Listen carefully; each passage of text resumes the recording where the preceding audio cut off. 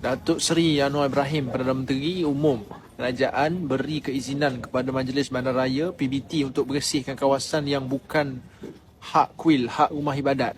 Maksudnya kerajaan bagi kebenaran untuk PBT selesaikan masalah dengan baik, bukan dengan cara yang tak betul. Kerajaan tak izin. Ini pendirian jelas. Kerajaan tak izinkan buat rumah ibadat tak ikut peraturan. Tak kira lah kuil ke, even masjid sekalipun, kalau tak ikut peraturan tak boleh. Itu ucapan Perdana Menteri.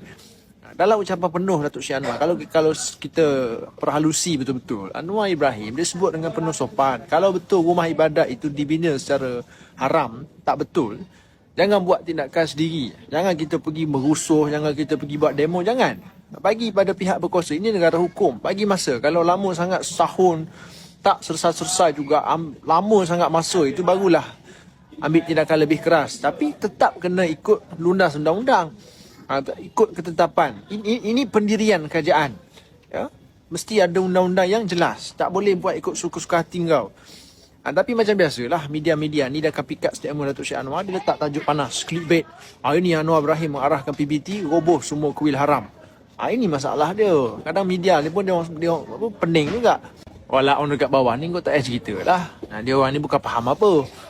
Duk menjerit dekat bawah. Ini Anwar apa Perdana Menteri arah roboh kuil. Robohkan kuil, ikut suka hati, tak ikut prosedur. Ini masalah. Kadang kita nak kena berhadapan dengan masyarakat seperti walaun yang bodoh sangat ni, tak faham. Bukan kata nak duduk study baca bagi faham, tak. Dia orang ikut selera dia orang. Tak kena dengan selera, tak kena. Semua benda tak kena. Kalau kena dengan selera dia, okey.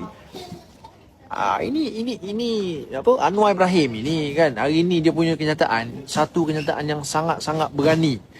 Ini satu-satunya Perdana Menteri yang berani ambil risiko, buat ketetapan yang cukup tegas, memberikan kuasa kepada PBT, selesai isu rumah ibadat haram ini. Belum ada Perdana Menteri sebelum ini yang berani buat seperti mana Anwar Ibrahim buat. Walaupun Anwar Ibrahim, dia tahu risiko, dia tahu kesan dia kemungkinan besar akan hilang sokongan kelompok-kelompok tertentu. Namun sebagai Perdana Menteri, dia tak boleh nak jaga hati semua orang. Kerana kepentingan negara itu jauh lebih penting.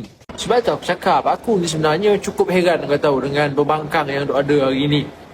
Mula-mula dia orang ni tuduh kita, tuduh Kerajaan Madani, tuduh Anwar Ibrahim melindungi kuil-kuil haram ini.